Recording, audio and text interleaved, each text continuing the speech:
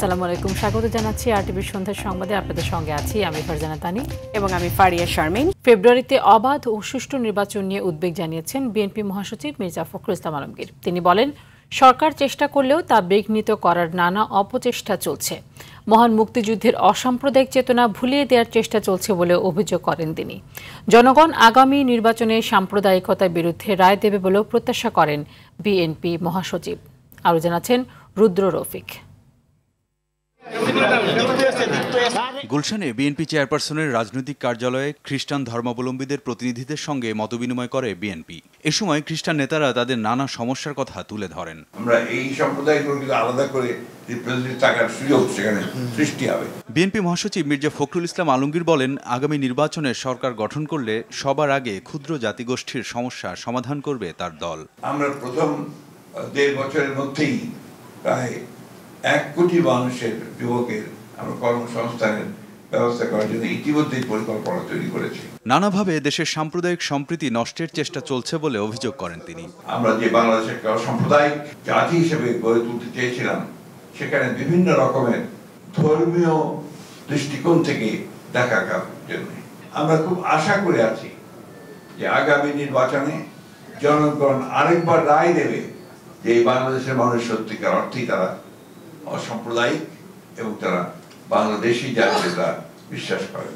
আগামী নির্বাচন অবাধ ও সুষ্ঠু হবে কিনা তা নিয়েও শঙ্কা জানান বিএনপি মহাসচিব। আশা করেছিলাম যে আমাদের যে অন্তর্বর্তী সরকার, সেই অন্তর্বর্তী সরকার এগুলোর উঠে তারা সেই সুষ্ঠু অবাধ নির্বাচন সকলের কাছে গ্রহণযোগ্য একটা নির্বাচনের ব্যবস্থা করবেন। তারা চেষ্টা করছেন, নির্বাচন কমিশন চেষ্টা করছে, কিন্তু মাঝে মাঝেই আমরা এমন কতগুলো বিষয় দেখতে পাই যে বিষয়গুলো আমাদেরকে একটু উদ্বিগ্ন করে তোলে। পিআর পদ্ধতি দেশের বর্তমান কাঠামোর সঙ্গে সামঞ্জস্যপূর্ণ নয় জানিয়ে বিএনপি মহাসচিব বিষয়টিকে আগামী সংসদের উপর ছেড়ে দেওয়ার আহ্বান জানান। আগামী পার্লামেন্টের প্রতিনিধিরা যদি মনে করে যে তারা তারপর থেকে পিআরে যাবেন। রুদ্র রফিক, আরটিভি, ঢাকা। নভেম্বরে গণভোটের দাবি জানিয়েছে জামায়াত এবং একই দিনে জাতীয় সংসদ নির্বাচন ও গণভোট না করতে নির্বাচন কমিশনকে অনুরোধ জানিয়েছে দলটি। আগারগাঁও নির্বাচন ভবনের প্রধান নির্বাচন কমিশনার এএমএম নাসির উদ্দিন ও 4 কমিশনারের সঙ্গে বৈঠক শেষে কথা বলেন জামায়াতের নায়েবে আমির ডাক্তার সৈয়দ আব্দুল্লাহ মোহাম্মদ তাহের। নির্বাচনে কোন কেন্দ্রের ভোট স্থগিত হলে কিংবা ব্যালট বক্স চুরির ঘটনা ঘটলে একসাথে দুটি নির্বাচনে বাধাগ্রস্ত হবে বলে যুক্তি তুলে ধরেন তিনি। পিআর পদ্ধতিতে ভোট এবং এনআইডির পাশাপাশি জন্ম সনদে প্রবাসীদের ভোটার করার দাবি জানিয়েছে জামায়াত। আমরা বলেছি না, এটা আলাদা হইতে হবে, কারণ দুইটা বিষয়। একটা হচ্ছে আমাদের কতগুলো রিফর্মস আছে, এটা ইলেকশন যখন হোক, ইলেকশন যেভাবে হোক, তার বাইরে এটা জাতির জন্য একটা স্থায়ী একটা রিফর্মসের বিষয়। তো যেহেতু এটা একটা আলাদা গুরুত্বপূর্ণ বিষয়, এটাকে আলাদা গণভোটের মাধ্যমেই এটার উপরে জনমত গ্রহণ করা এটা উচিত। আমরা রিকোয়েস্ট করেছি যদি ন্যাশনালি সিদ্ধান্তটি হয় যেটা আলাদাভাবে হবে, যেটা আমরা চাচ্ছি নভেম্বরে, বাংলাদেশ জামাত ইসলামী সহ আমরা অনেকগুলো দল চাচ্ছি। হেফাজত অরাজনৈতিক সংগঠন, তাই নির্বাচনে কোনো দল বা জোটকে সমর্থন দেবে না তারা। সংবাদ সম্মেলনে এই কথা জানিয়ে হেফাজতের মহাসচিব মামুনুল হক বলেন, জামায়াত সম্পর্কিত হেফাজতে আমিরের বক্তব্য একান্তই তার ব্যক্তিগত, এর দায় সংগঠন নেবে না। প্রাথমিক বিদ্যালয় সঙ্গীত শিক্ষক নিয়োগ বাতিল ও ধর্মীয় শিক্ষক নিয়োগের নতুন বিধিমালা প্রণয়ন, কোরআন অবমাননার বিচার, কাঠামোগত ইসলাম বিদ্বেষ ও ধর্ম অবমাননা রোধে সর্বোচ্চ কঠোর আইন প্রণয়নের দাবিতে জরুরি সংবাদ সম্মেলন করে হেফাজতে ইসলাম। সংগঠনের মহাসচিব মোহাম্মদ সাজিদুর রহমানের পক্ষে লিখিত বক্তব্য পাঠ করেন হেফাজতের যুগ্ম মহাসচিব আজিজুল হক ইসলামাবাদী।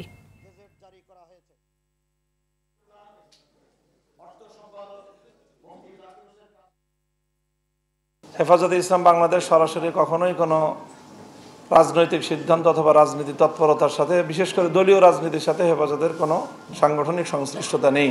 কোনো রাজনৈতিক দলীয় কর্মসূচির সাথে কোনোভাবেই সম্পৃক্ত না।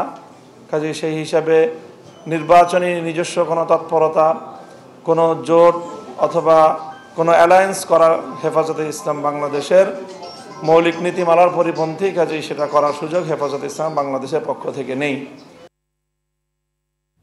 দেশে পারিবারিক উত্তরাধিকারের শাসন ব্যবস্থা প্রতিষ্ঠা করতে আইনশৃঙ্খলা বাহিনীকে ব্যবহার করে শেখ হাসিনা। সে সঙ্গে শেখ মুজিবকে দেবতা হিসেবে উপস্থাপন করতে খরচ করে রাষ্ট্রের 4,000 কোটি টাকা। মানবতা বিরোধী অপরাধের মামলায় সাবেক প্রধানমন্ত্রী শেখ হাসিনার বিচারের শেষ ধাপে যুক্তিতর্ক উপস্থাপনের দ্বিতীয় দিনে এসব তথ্য তুলে ধরেন চিফ প্রসিকিউটর তাজুল ইসলাম। আর প্রসিকিউশন জানায়, যুক্তিতর্ক শেষ হলে রায় গড়াবে আলোচিত এ মামলা। জিএম মাহমুদ জানাচ্ছেন বিস্তারিত। জুলাই হত্যাযজ্ঞে মানবতা বিরোধী অপরাধের মামলায় ক্ষমতাচ্যুত প্রধানমন্ত্রী শেখ হাসিনার বিচারের শেষ ধাপে যুক্তিতর্ক উপস্থাপন চলছে আন্তর্জাতিক অপরাধ ট্রাইব্যুনালে। সোমবার ছিল এর দ্বিতীয় দিন, যা সরাসরি সম্প্রচার করে বাংলাদেশ টেলিভিশন। 118 জন বিচারপতি গোলাম মর্তুজা মজুমদারের নেতৃত্বাধীন ট্রাইব্যুনাল 1-এ এদিন অভিযোগের পক্ষে যুক্তি উপস্থাপন করেন চিফ প্রসিকিউটর তাজুল ইসলাম। তুলে ধরেন সাক্ষ্যদের দেয়া জবানবন্দির গুরুত্বপূর্ণ ও চুম্বক অংশ। 493 জন রোগী তাদের এক চোখ চিরতরে হারিয়েছেন। এ সময় চিফ প্রসিকিউটর উল্লেখ করেন, দেশে পারিবারিক উত্তরাধিকারের একদলীয় শাসন ব্যবস্থা কায়েম করতে আইন শৃঙ্খলা বাহিনীকে ব্যবহার করেছিল শেখ হাসিনা। শেখ হাসিনার চেতনা দিয়ে এক ধরনের রাজনৈতিক জমিদারি কায়েম করেছেন। তার মূল কারণ ছিল একদলীয় স্বৈরতন্ত্র প্রতিষ্ঠার মাধ্যমে আজীবন ক্ষমতা ধরে রাখার আকাঙ্ক্ষা, যেমনটি তার পিতা চেয়েছিলেন। শেখ মুজিবই স্বাধীনতার একমাত্র কারিগর, এমন বয়ান প্রতিষ্ঠিত করতে আওয়ামী সরকারের নানা কর্মযজ্ঞ তুলে ধরেন তিনি। শেখ মুজিবকে দেবতা স্বরূপ পূজনীয় রূপে কোমলমতি শিশুদের সামনে উপস্থাপন করার উদ্দেশ্যে শিক্ষা প্রতিষ্ঠানে মুজিব জন্ম মৃত্যু বার্ষিকী সহ বিভিন্ন দিবস পালন করা, শেখ পরিবারের সদস্যদের নামে শত শত প্রতিষ্ঠান সহ রাস্তাঘাট, ব্রিজ, কালভার্টের নামকরণ, শেখ মুজিবুর রহমানের মূর্তি স্থাপন সহ মুজিব বন্দনার রাষ্ট্রের 4,000 কোটি টাকারও বেশি খরচ হয়। মামলাটি এখন বিচারের শেষ ধাপে রয়েছে। যুক্তিতর্ক শেষ হলেই রায়ের দিকে গড়াবে বলে প্রসিকিউশন থেকে জানানো হয়েছে। এছাড়া ট্রাইব্যুনাল 2-এ জুলাই অভ্যুত্থানের প্রথম শহীদ আবু সাইদ হত্যা মামলায় সাক্ষী অনুপস্থিত থাকায় নির্ধারিত দিনের সাক্ষ্য গ্রহণ হয়নি। পরবর্তী দিন 21 October. GM Mahmud, RTV, Dhaka. Dhaka সেনানিবাসের একটি ভবনকে সাময়িকভাবে কারাগার হিসেবে ঘোষণা করা হয়েছে। রোববার এ সংক্রান্ত একটি প্রজ্ঞাপন জারি করে স্বরাষ্ট্র মন্ত্রণালয়ের কারা 1 শাখা। রাষ্ট্রপতির আদেশক্রমে প্রজ্ঞাপনে সই করেন স্বরাষ্ট্র মন্ত্রণালয়ের সুরক্ষা সেবা বিভাগের উপসচিব মোহাম্মদ হাফিজ আল আসাদ। প্রজ্ঞাপনে বলা হয়, ঢাকা সেনানিবাসের বাসার রোড সংলগ্ন উত্তর দিকে অবস্থিত MES বিল্ডিং নম্বর 54-কে সাময়িকভাবে কারাগার হিসেবে ঘোষণা করা হলো। যথাযথ কর্তৃপক্ষের অনুমোদন ক্রমে এই আদেশ জারি করা হয়েছে। এই আদেশ অবিলম্বে কার্যকর হবে।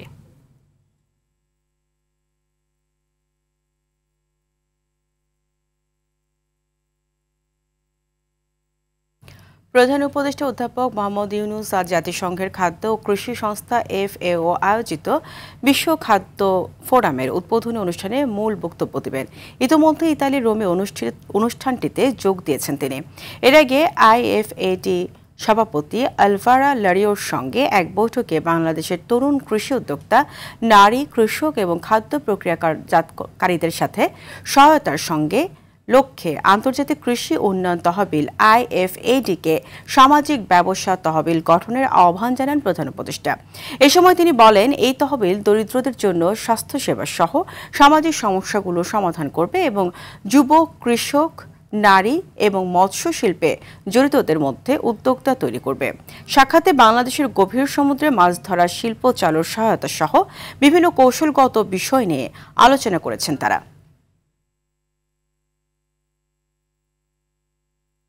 শিক্ষকদের যৌক্তিক দাবি মেনে প্রজ্ঞাপন জারি না করা হলে সামনে আরও কঠিন কর্মসূচি দেওয়ার ঘোষণা দিয়েছেন MPO-ভুক্ত শিক্ষা জাতীয়করণ প্রত্যাশী জোটের সদস্য সচিব অধ্যক্ষ দেলোয়ার হোসেন আজিজি। তিনি বলেন, দাবি মানা না হলে আন্দোলন চালিয়ে যাবেন তারা। এর আগে বাড়ি ভাড়া ভাতা বৃদ্ধির দাবিতে এবং পুলিশের বল প্রয়োগের প্রতিবাদে সারা দেশের সব বেসরকারি MPO-ভুক্ত শিক্ষা প্রতিষ্ঠানের অনির্দিষ্টকালের কর্মবিরতি শুরু করেন শিক্ষকরা। পূর্ব ঘোষণা অনুযায়ী অবস্থান নেন কেন্দ্রীয় শহীদ মিনারে। আরও জানাচ্ছেন শামীম চৌধুরী। বেতনের 20% বাড়ি ভাড়া এবং ভাতা বৃদ্ধি করা সহ 3টি দাবিতে কেন্দ্রীয় শহীদ মিনারে এ অবস্থান কর্মসূচি MPO-ভুক্ত শিক্ষা প্রতিষ্ঠানের শিক্ষকদের। কর্মসূচিতে যোগ দেন দেশের বিভিন্ন প্রান্ত থেকে আসা শিক্ষকরা। দাবি আদায় না হওয়া পর্যন্ত আন্দোলন চালিয়ে যাওয়ার ঘোষণা দেন তারা। আমাদের দাবি একটাই, আমাদের দাবি মানা না পর্যন্ত আমরা রাজপথ ছাড়ব না। যদি সরকার আমাদের এই দাবি অগ্রাহ্য করে, না মানে, তাহলে আমরা যে স্থায়ীভাবে কর্মবিরতি দিয়েছি, আজ থেকে শুরু হয়েছে, এটা চলতেই থাকবে। দাবি মেনে না নিলে এই 3 দফা 1 দফায় রূপ নেবে বলেও হুঁশিয়ারি দেন এমপিওভুক্ত শিক্ষা জাতীয়করণ প্রত্যাশী জোটের সদস্য সচিব। ইতিমধ্যে আমাদের কাছে তথ্য এসেছে বাংলাদেশের প্রায় সকল শিক্ষা প্রতিষ্ঠানে আপনার অত্যন্ত কঠোরভাবে কর্মবিরতি পালন হচ্ছে।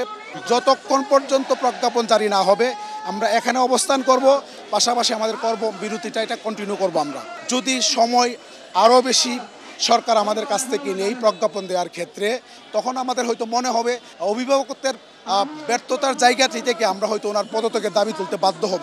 শিক্ষকদের দাবির প্রতি সংহতি জানিয়েছে বাংলাদেশ জামাত ইসলামী ও এনসিপি সহ বেশ কয়েকটি সামাজিক সংগঠন।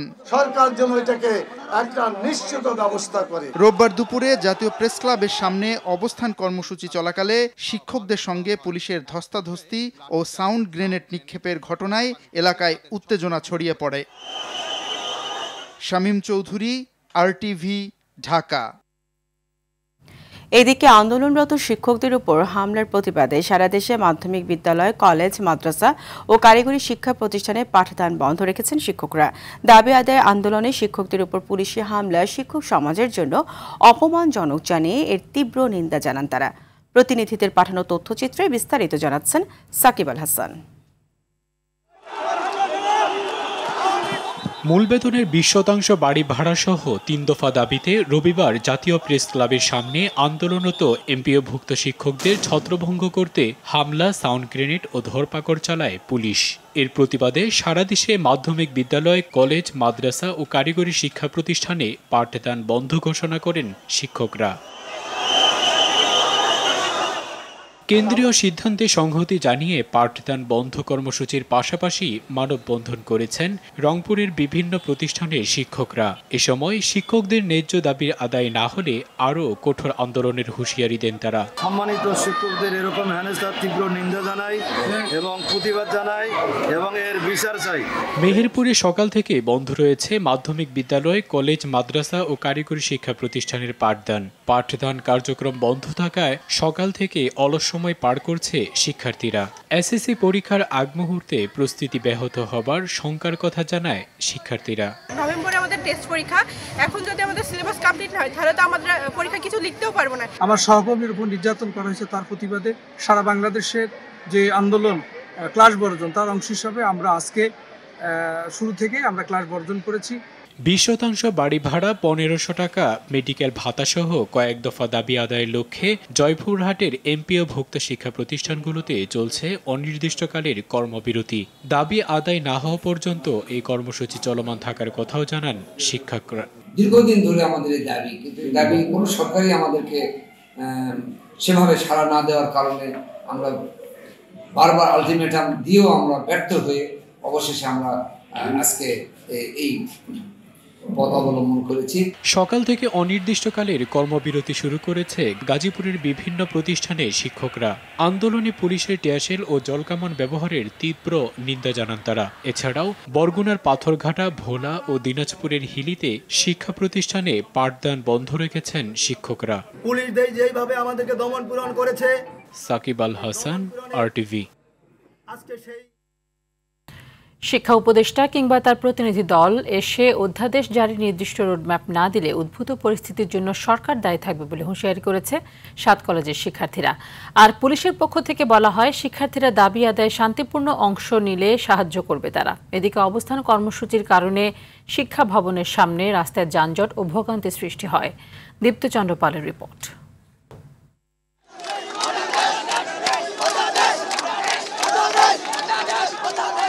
এমন নানা স্লোগান নিয়ে নিজ নিজ ক্যাম্পাস থেকে পদযাত্রা শুরু করে 7 কলেজের শিক্ষার্থীরা। বেলা 11টার কিছু পরেই সবাই জড়ো হন শিক্ষা ভবনের সামনে। এ সময় শিক্ষার্থীরা জানান অধ্যাদেশ জারির ব্যবস্থা না হওয়া পর্যন্ত তারা রাজপথ ছাড়বে না। রাষ্ট্রপতি কর্তৃক যে অধ্যাদেশ, সেই অধ্যাদেশের দাবি নিয়ে আমরা এখানে একটা শান্তিপূর্ণ কর্মসূচি পালন করছি। বিভিন্ন মহল ষড়যন্ত্র চালাচ্ছে এবং সেটির সাথে রাষ্ট্র যেন কোনোভাবে কাউন্ট না করে। অধ্যাদেশের যে খসড়া প্রকাশ করেছে এখানে কিছু ভিন্ন মতের সৃষ্টি হয়েছে। আমরা চাই রাষ্ট্র যে অংশীজনদের কাছে মতামত নিয়েছেন, সেই মতামতের ভিত্তিতে আমাদের অধ্যাদেশটা একটু সংযোজন বিয়োজন করে, অর্থাৎ রানিং শিক্ষার্থী যারা আছে তাদের এই ঢাকাভিতে অন্তর্ভুক্ত করে অধ্যাদেশটা খুব দ্রুত জারি করবে। শিক্ষা উপদেষ্টা কিংবা তাদের প্রতিনিধি দল দ্রুত অধ্যাদেশ জারি না করলে পরিস্থিতি খারাপ হবে বলেও হুঁশিয়ারি দেন তারা। সরাসরি এসে আমাদের নির্দিষ্ট টাইমটা না বলে যায় যে আমরা এতদিনের মধ্যে অধ্যাদেশ দিব, তাহলে আমরা এখান থেকে যাব না। এই চলমান কর্মসূচি চলতে থাকবে।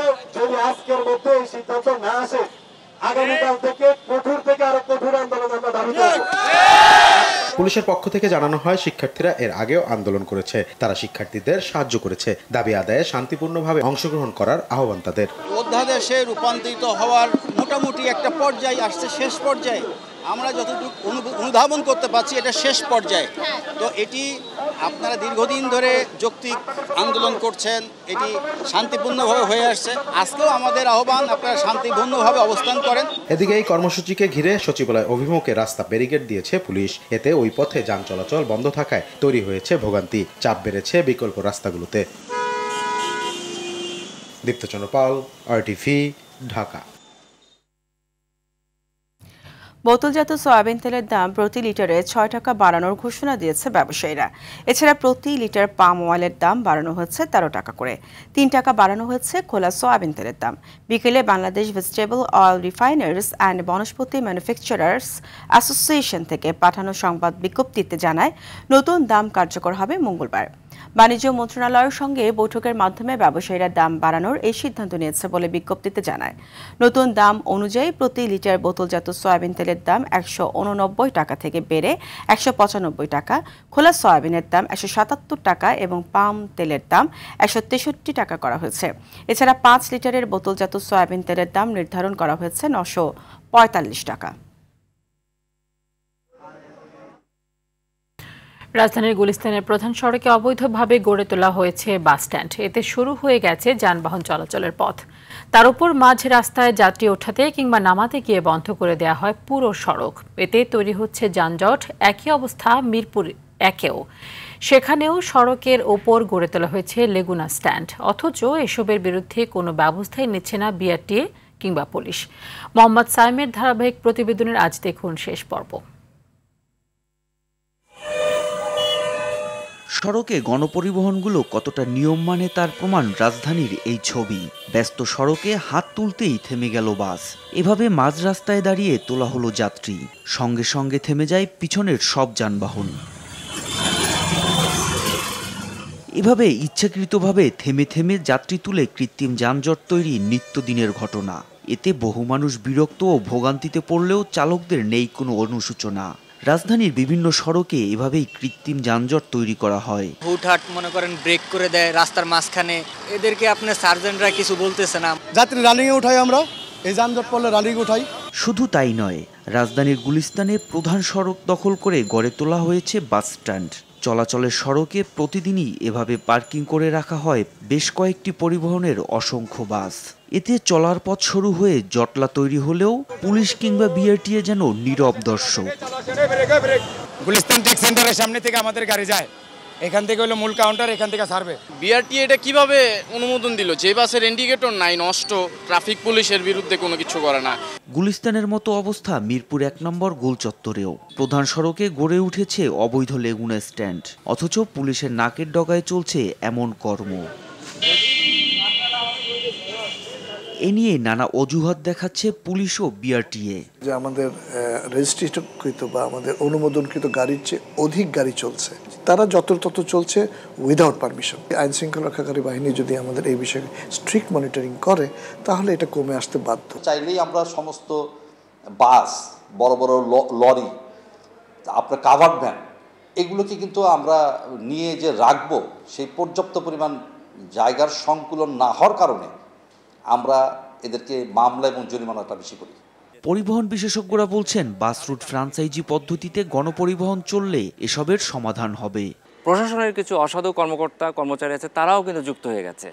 তো সবার জন্য এটা একটা উইন উইন সিচুয়েশন হয়ে গেছে এবং কেউ চায় না আসলে এই আমাদের গণপরিবহনটা একটা শৃঙ্খলা আসুক, এটা কেউ চাচ্ছে না। কেন যতদিন এই বিশৃঙ্খলা জিয়ে রাখা যাবে ততদিন এখান থেকে হাজার কোটি টাকার আসলে চাঁদাবাজি করা সম্ভব। অধ্যাপক হাদিউজ্জামানের মতে সবার দায়িত্বশীল আচরণই পাল্টে দিতে পারে রাজধানীর চেহারা। তার কোনো নিয়োগপত্র নাই। মোহাম্মদ সায়েম, RTV। সরকারি কাজে বাধা ও গাড়ি পোড়ানো মামলায় বিএনপির স্থায়ী কমিটির সদস্য মির্জা আব্বাস, তার স্ত্রী আফরোজা আব্বাস, রুহুল কবির রিজভী সহ 167 নেতাকর্মীকে অব্যাহতি দিয়েছেন আদালত। সোমবার ঢাকা মহানগর দায়রা জজ সাব্বির ফয়েজ পুলিশের দেওয়া চূড়ান্ত প্রতিবেদন গ্রহণ করে এই আদেশ দেন। আইনজীবী মহিউদ্দিন চৌধুরী জানান, তদন্তে অভিযোগের সত্যতা না পাওয়ায় পুলিশ অব্যাহতির সুপারিশ করে।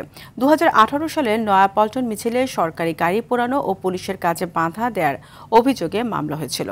তিনি বলেন, ফ্যাসিস্ট সরকারের মিথ্যা মামলায় দেরিতে হলেও সুবিচার মিলেছে।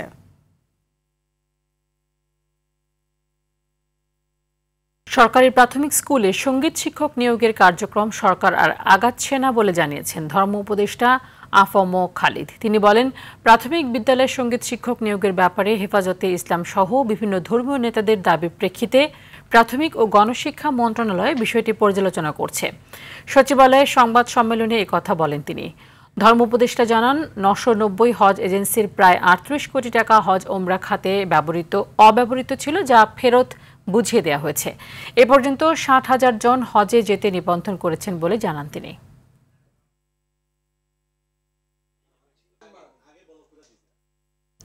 চট্টগ্রাম বিশ্ববিদ্যালয় কেন্দ্রীয় শিক্ষার্থী সংসদ চাকসু নির্বাচনী প্রচারণের শেষ দিন আজ রাত 12টা পর্যন্ত ভোট চাইতে পারবেন প্রার্থীরা।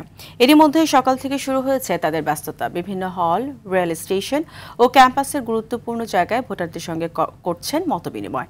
এদিকে সব ধরনের প্রস্তুতি সম্পন্ন করেছে নির্বাচন কমিশন। সুষ্ঠু নির্বাচন উপহার দিতে আইন শৃঙ্খলা রক্ষাকারী বাহিনী ও প্রশাসনের সঙ্গে কয়েক দফা বৈঠক করেছে নির্বাচন কমিশন। আগামী 15 অক্টোবর 12টি প্যানেলে নির্বাচনী প্রতিদ্বন্দ্বিতায় নামবেন প্রার্থীরা। এদিকে রাজশাহী বিশ্ববিদ্যালয় কেন্দ্রীয় ছাত্র সংসদ রাকসু নির্বাচন ঘিরে শেষ মুহূর্তের প্রচারে ব্যস্ত সময় পার করছেন প্রার্থীরা। সকাল থেকেই বিশ্ববিদ্যালয়ের বিভিন্ন একাডেমিক ভবনের সামনে অবস্থান নিয়ে প্রার্থীরা তাদের ইশতেহার সংবলিত লিফলেট বিতরণ করেন। জয়ী হতে শিক্ষার্থীদের নানা প্রতিশ্রুতি দিচ্ছেন তারা। এদিকে নির্বাচন নিয়ে কোনো ধরনের অঘটনের গোয়েন্দা তথ্য নেই। এখন পর্যন্ত পরিস্থিতি স্বাভাবিক রয়েছে বলে জানান রাজশাহী মেট্রোপলিটন পুলিশের কমিশনার মোহাম্মদ আবু সুফিয়ান। তিনি আরও জানান, বিশ্ববিদ্যালয় কেন্দ্রীয় ছাত্র সংসদ, সিনেট, ছাত্র প্রতিনিধি এবং হল সংসদ নির্বাচনকে কেন্দ্র করে ক্যাম্পাসে 2000 পুলিশ সদস্য, 12 প্লাটুন র্যাব সদস্য ও 6 প্লাটুন বিজিবি সদস্য মোতায়েন থাকবে।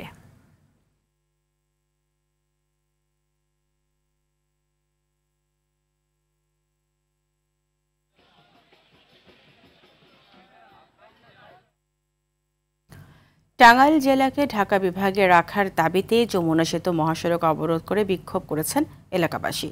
সকাল থেকে যমুনা গোল চত্বর এলাকায় সকাল থেকে শতাধিক মানুষ জড়ো হতে থাকে। 11:30টার দিকে তারা মহাসড়কে নেমে আসেন। এ সময় তারা টাঙ্গাইল জেলাকে ঢাকা বিভাগে রাখার দাবিতে স্লোগান দেন। এতে মহাসড়কের দুই পাশে যানজটের সৃষ্টি হয়। ভোগান্তিতে পড়েন যাত্রীরা। খবর পেয়ে পুলিশ ঘটনাস্থলে পৌঁছে বিক্ষোভকারীদের সঙ্গে আলোচনা করে পরিস্থিতি নিয়ন্ত্রণে আনেন। পরে প্রশাসনের আশ্বাসে 1 ঘণ্টা পর অবরোধ তুলে নেন তারা।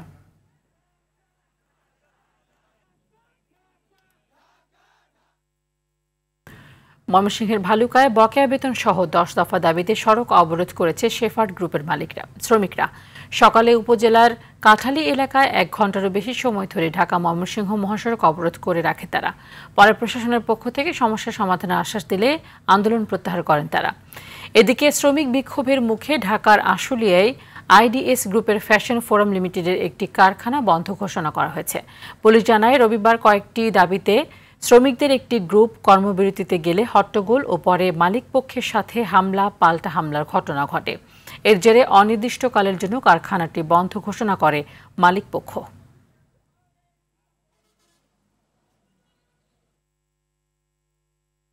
শিশুশ্রম নিরসনে গণসচেতনতা বৃদ্ধিতে গণমাধ্যমের ভূমিকা, বর্তমান বাস্তবতা ও আমাদের প্রত্যাশা শীর্ষক গোল টেবিল আলোচনা অনুষ্ঠিত হয়েছে। দুপুরে গুলশানে একটি হোটেলে তথ্য ও সম্প্রচার মন্ত্রণালয় উপসচিব শারমিন আক্তার শিশুশ্রম বন্ধের জন্য গণমাধ্যমের ভূমিকা অন্যতম। দেশে সকলে মিলে কাজ করলে বন্ধ করা যাবে বলে তিনি মন্তব্য করেন। Action for social development, Educo Bangladesh এবং শাপলা নীর বাংলাদেশ যৌথ আয়োজনে আয়োজিত গোল টেবিল আলোচনায় মাইদুর রহমান রুবেল অ্যাসাইনমেন্ট এডিটর।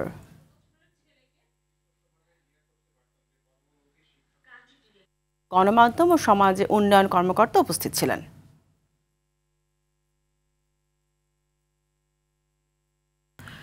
গণভোট ও জাতীয় নির্বাচন একসঙ্গে হলে দেশের মঙ্গল হবে, এতে ব্যয়ও অনেক কমবে বলে মন্তব্য করেছেন বিএনপির নির্বাহী কমিটির স্বেচ্ছাসেবক বিষয়ক সম্পাদক মীর শরফত আলী সপু।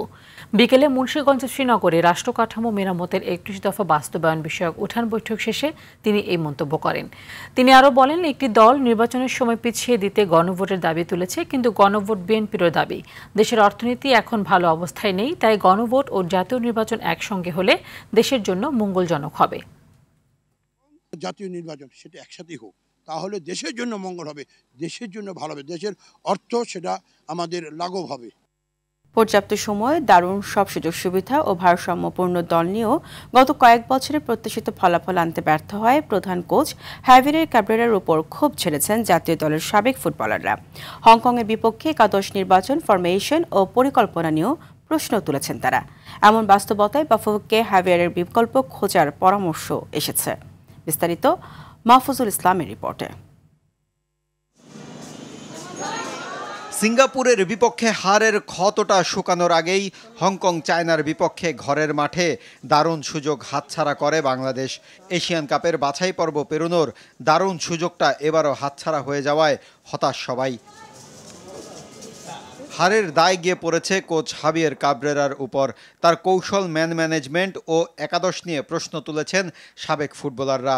সেই সঙ্গে হংকং চায়নার বিপক্ষে অ্যাওয়ে ম্যাচে প্রত্যাশিত একাদশ নিয়ে ধারণা দিয়েছেন তারা।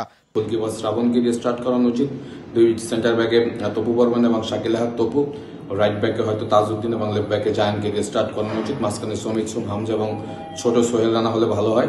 সামনের দিকে হয়তো ফাহমিদুল, রাকিব এবং মুরসালিনকে দিয়ে স্টার্ট করলে আমার কাছে মনে হয় যে ভালো হবে। কোচ বুঝতে পারে যে কোন প্লেয়ারটার ভিতরে কি আছে এবং তার ভিতর থেকে আদায় করে আনাটা, সেই জায়গাটা থেকে আমি মনে করি ক্যাব্রেরা সেই জায়গাটায় আমার কাছে তারও অনেক অভিজ্ঞতার ঘাটতি আছে। হামজা, সমিতদের মতো হাই প্রোফাইল ফুটবলারদের জন্য বিকল্প ওস্তাদ খোঁজার তাগিদ সাবেকদের। ক্যাব্রেরাকে পরিবর্তন করা উচিত এই কারণে, কারণ তাকে 3 বছর ধরে সময় দেওয়া হয়েছে। বাংলাদেশের ফুটবলের তেমন কোনো ইম্প্যাক্টেড ফুটবল সে দেখাতে পারেনি এবং তার যে কৌশলগত যে প্রবলেম রয়েছে সেই কারণেই কিন্তু ম্যাচের পর ম্যাচ বাংলাদেশ ভালো করতে পারছে না। কারণ এই মুহূর্তে যে জাতীয় দল রয়েছে সেখানে একজন হাই প্রোফাইল ভালো কোচ হলে আমার কাছে মনে হয় যে দলটা অর্গানাইজ হতে পারবে। কোচ চেঞ্জ না হলে আমার মনে হয় যে ভালো কিছু আশা করা যায়। আপনি যত ভালো প্লেয়ার আন না কেন, কারে কোথায় খেলাতে হবে সেটাই যদি আপনি ঠিক মতন না আপনি সার্ভ করতে পারেন, তাহলে আপনি তো রেজাল্ট আশা করেন না। কীভাবে আশা করবেন? 2003 সালে হংকংয়ের বিপক্ষে বাংলাদেশের ড্র করা ম্যাচে গোল করা টিটুর মতে বাফুফেকে নিতে হবে কঠিন সিদ্ধান্ত। অভিজ্ঞতাটা কিন্তু ক্যাব্রেরার অনেক কম।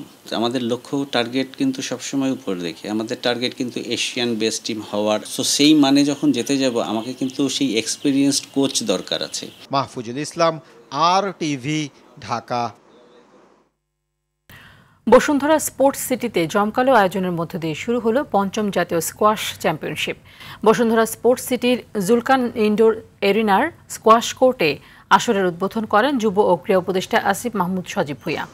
এ সময় উপস্থিত ছিলেন বসুন্ধরা স্পোর্টস সিটির পরিচালক মেজর অবসরপ্রাপ্ত মহসিনুল করিম সহ ঊর্ধ্বতন কর্মকর্তাবৃন্দ। 13 অক্টোবর থেকে শুরু হয়ে 16 অক্টোবর পর্যন্ত চলবে এবারের আসর, যেখানে আঞ্চলিক পর্ব শেষে 80 জন বিজয়ী ও নির্বাচিত 80 প্রতিযোগীকে নিয়ে শুরু হয়েছে চূড়ান্ত পর্ব। খেলাটিকে এগিয়ে নিতে বসুন্ধরা গ্রুপের সাথে 5 বছরের চুক্তি করেছে স্কোয়াশ ফেডারেশন। তাতে খেলোয়াড়রা স্পোর্টস সিটির সকল সুবিধা ব্যবহারের সুযোগ পাবে। এই দিন স্পোর্টস সিটিকে এগিয়ে নেয়ার প্রতিশ্রুতি দেন ক্রীড়া উপদেষ্টাও।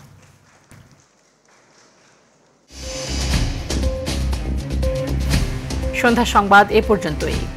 রাতের সংবাদ 11:15টায় দেখার আমন্ত্রণ রইল। ধন্যবাদ সবাইকে। ধন্যবাদ।